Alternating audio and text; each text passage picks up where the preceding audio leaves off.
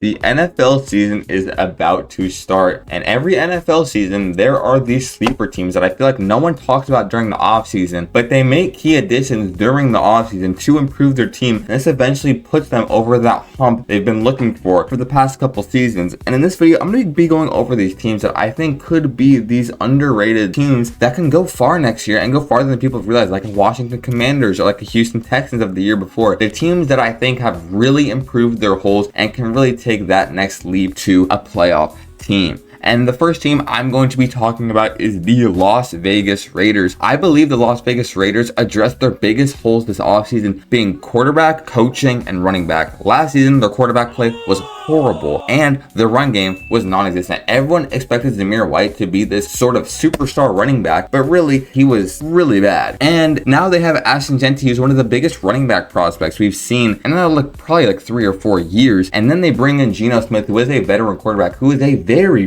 underrated quarterback. People just do not give the respect that he deserves. And they're bringing in Pete Carroll and a new offensive coordinator that can completely revamp this whole entire offense. And they also signed Alex Kappa, who can also help this offensive line and also help with Ashton Jeanty with a better run blocking guard of the league. I do really think the Raiders team can take this big leap. I really do think this offense can be dangerous. A Brock Bowers second year. I mean, Brock Bowers was amazing last season as a rookie, and now going into his second year being more comfortable in the NFL.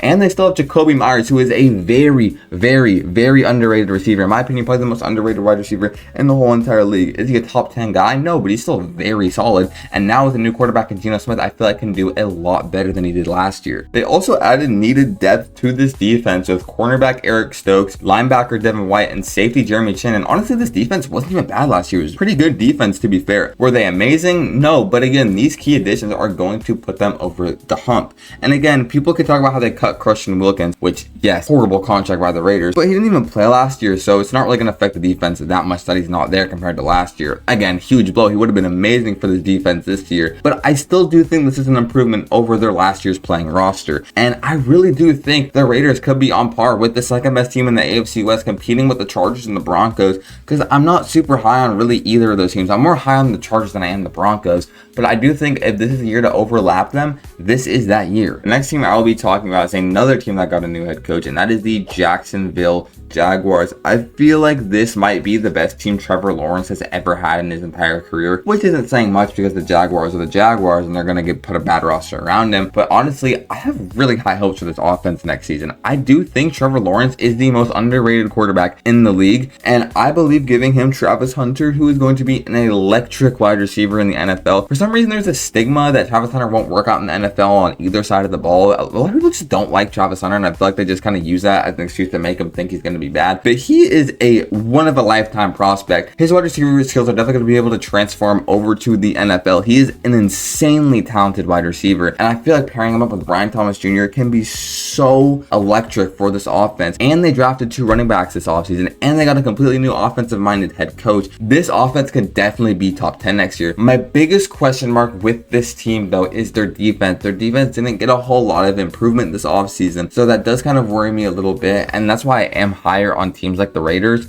and the next team I'm going to be talking about. But I do think this is still a huge sleeper team for next season, and do not be surprised if the Jaguars win the AFC South. But teams have figured out the Texans, and I think if any team could take over the AFC South this year, it can be that Jacksonville Jaguars team, because they do have a really easy schedule and they play in a super easy division. And this pains me to say this because I am a Packers fan, but I have to talk about the Minnesota Vikings. I mean, this team is still very good from top to bottom. A lot of people are losing hope in this team because of the loss of Sam Darnold, and I do get that. I do think Sam Darnold played exceptionally well. I don't really like the narrative of, oh, put any quarterback in that system, they're going to put up the same numbers. Kirk Cousins never had a season as good as Sam Darnold did last year, and I don't want to get that twisted at all. But I mean, again, this is still an incredible team. There's still incredible talent all around this whole roster. And I've seen people think they're going to win 7 games because they think JJ McCarthy is going to be super bad. Do I think JJ McCarthy is going to be some superstar quarterback? I mean, no, not really. I don't have a bunch of faith in JJ McCarthy as a prospect before he even went to the Vikings.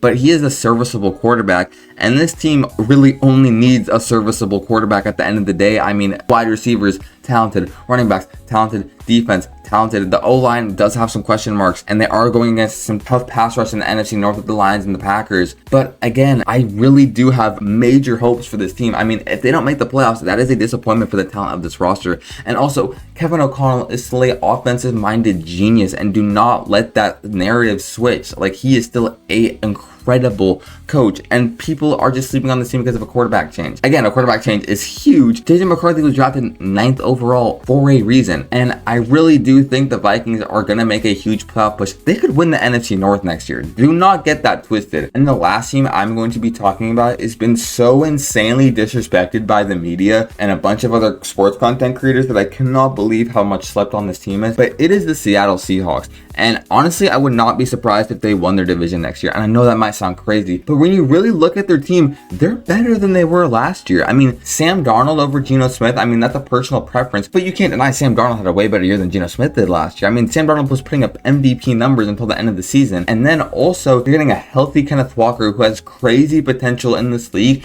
and they improved their offensive line with offseason additions and the draft. I mean, Kenneth Walker could easily break out, and I think Cooper Kupp is better than DK Metcalf. Cooper Kupp had one of the greatest NFL seasons ever, not by a wide receiver, by a player just a couple years ago. And when he is healthy, he is a dominant receiver. And also, JSN is still developing. And again, if Cooper Kupp is your wide receiver 2, that is a great wide receiver 2 to have. I mean, JSN also was elite last year. I feel like JSN could definitely be a top 10 receiver this year, but Cooper Kupp also has the wide receiver top 10 upside. So I feel like this offense can definitely go up. And also, they did improve on the defense. The team is going to be a lot healthier than they were last year. I really do think people are sleeping hard on this Seahawks team, and I don't really know why. I don't know why everyone always sleeps on the Seahawks every offseason. I feel like the Seahawks get constantly disrespected in the offseason. Do I think they're going to go on a crazy run in the NFC? I mean, at this moment, no, because I guess I haven't seen enough, but I feel like people are really sleeping on the Seahawks team.